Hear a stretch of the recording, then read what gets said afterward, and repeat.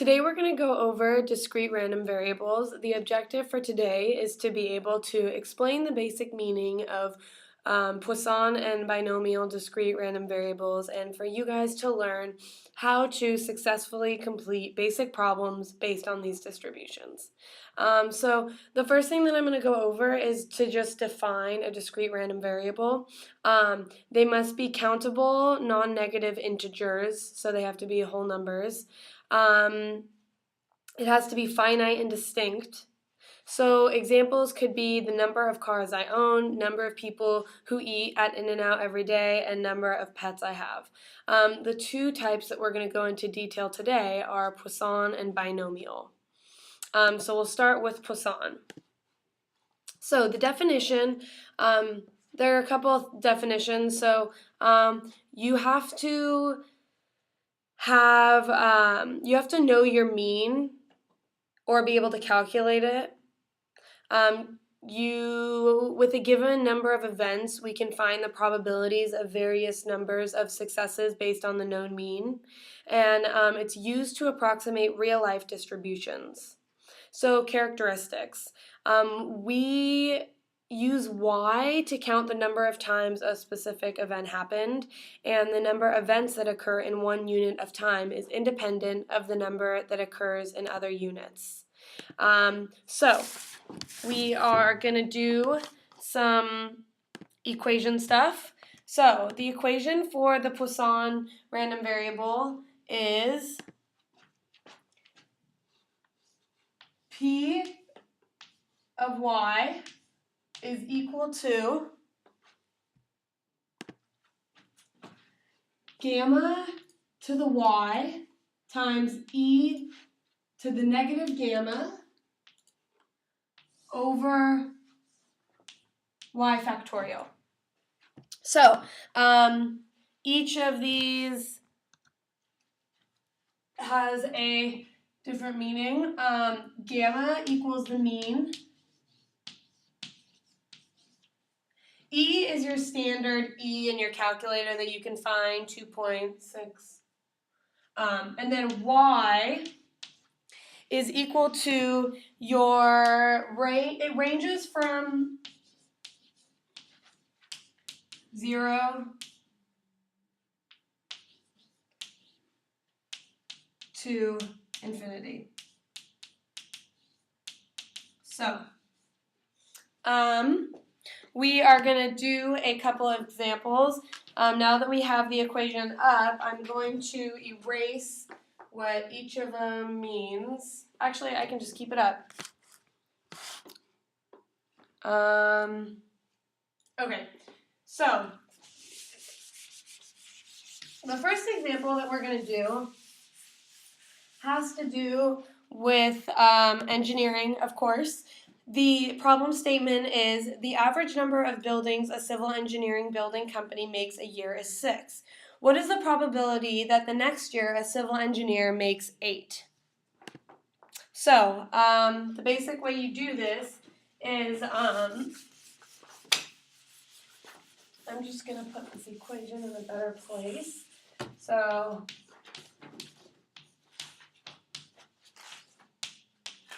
the problem statement gives us our mean, as we said was needed. So in this problem, our mean, our gamma, is equal to 6, because they said that that was the average amount of buildings. And then our y, which is the probability that we're trying to find, is equal to 8. So if you plug those numbers in, then P of 8 is equal to 6 to the 8 times e to the negative 6 over 8 factorial. And as you probably know, 8 factorial is 8 times 7 times 6 times 5 times 4 times 3 times 2 times 1. So if you plug this into your calculators, you will get an answer of 0.103, which is equal to 10.3%. So that makes sense. I mean, it's not a huge probability, but it's still It can still happen. So now for the second example, we're going to make it a little bit more complicated. It's not going to be just y equals. We're going to have a greater than or less than in there. So for this one, the problem statement is, assume the Poisson distribution.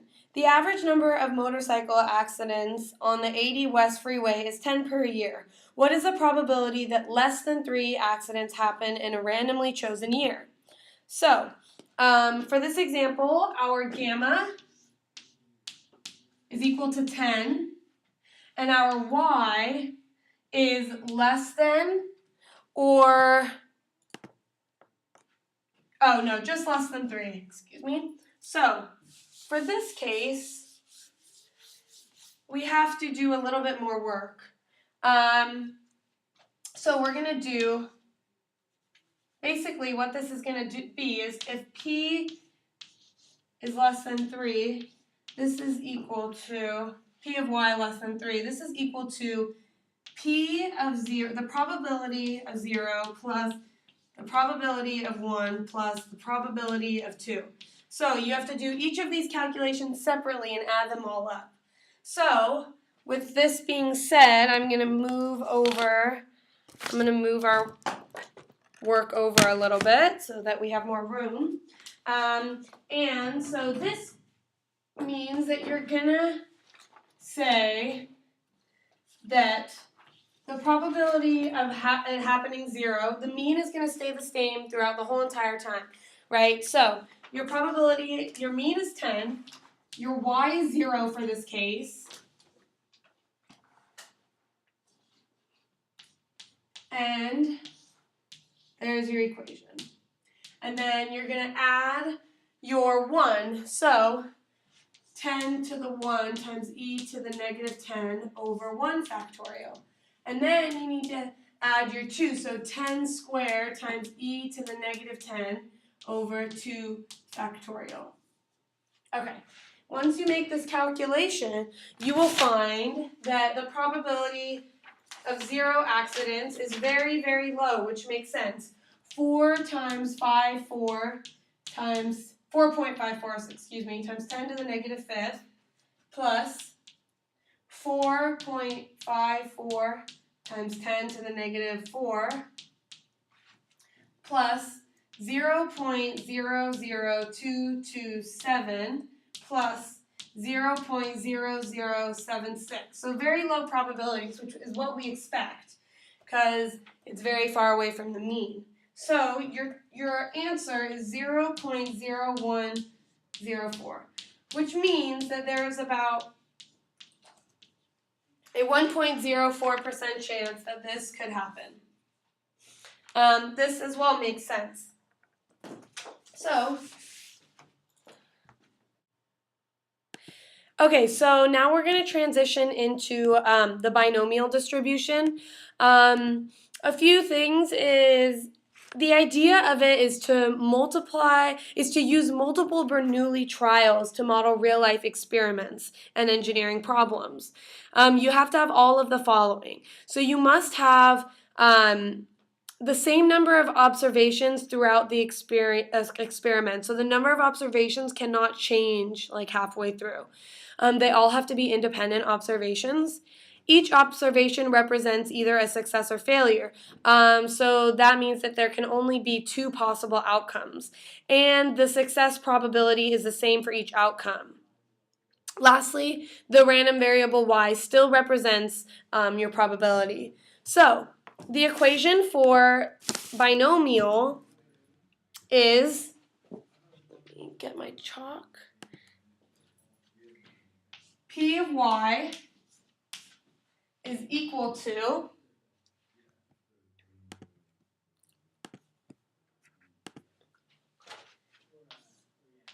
ny,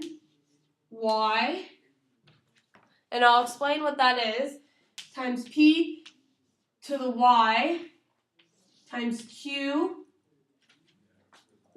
to the n minus y. So, I'm going to explain each variable first. So the P is equal to number of successes, or this could also be the probability of successes, excuse me.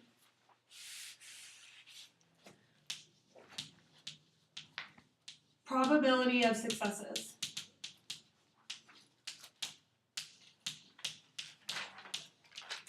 So Q is equal to the probability of failure. That would mean that if you were given one or the other, that you could just subtract one minus it to get the other. So P plus Q must equal 1. Therefore, Q is equal to 1 minus P. The next one is Y, which is the number of successes in trial. And the N is the same number of trials. Okay? So, I'm going to show you what the N over Y equals, this sign right here. I'm just going to move it over this way a little bit first. So, to solve your N of Y, this is equal to your N factorial over your Y factorial times your N minus Y factorial. Okay, so I'm going to keep that and the equation up on the board and then erase what each of them equals, and then we're going to work through some examples.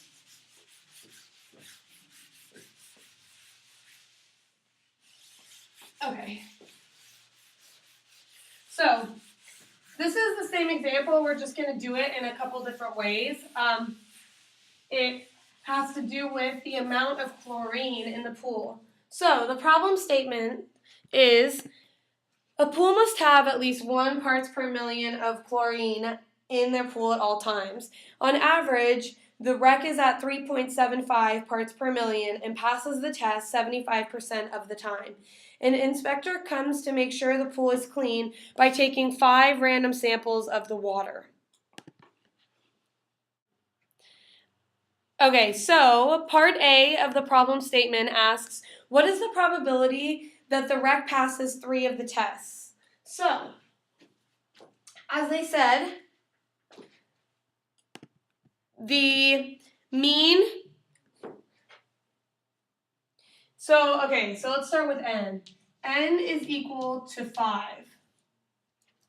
because that's the number of random samples that they're taking.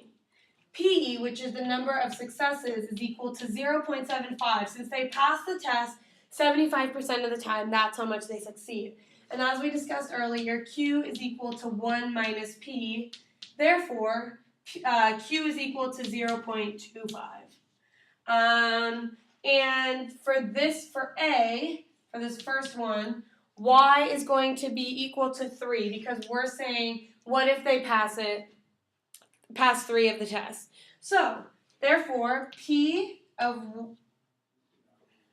Y equals 3, and you plug in all the numbers from that equation. So, N is 5, Y is 3, times the 0.75 to the Y, so to the 3, times 0.25, times the number of trials minus what you're trying to 5, so 5 minus 3. So I'm just going to put that at 2 up here. Okay, so once you solve all this, this becomes 5 factorial over 3 factorial N minus Y, which is 5 minus 3, so that's 2, of 0.75 times 0.75 to the 3 times 0.25 squared. Once you solve this, you get a number of 0.264. Now, there is a website online that shows you how to do this. I'm going to go through it with you guys. So, if you look at this computer, it's kind of hard to see, but it says, please enter the value of n, so that's 5. Please enter the value of p, so that's 0.75 in our case. And if you scroll down, I know it's hard for you guys to see, but if you scroll down and you highlight 3, if you round it at where we rounded it, it says 0.2636.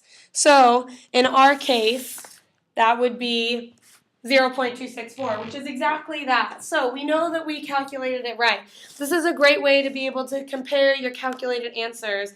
It does get a little bit hard with like this NY, so it is easy to be able to go online and check.